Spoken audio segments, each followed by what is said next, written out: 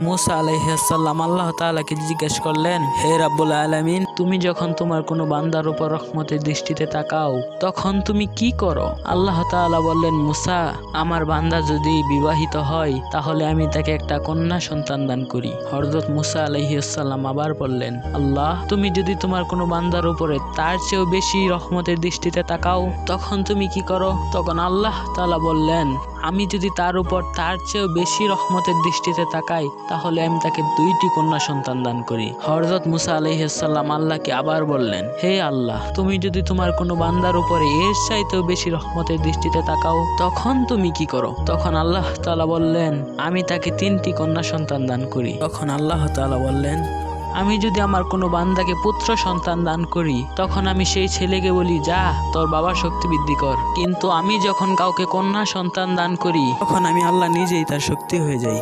সুবহানাল্লাহ।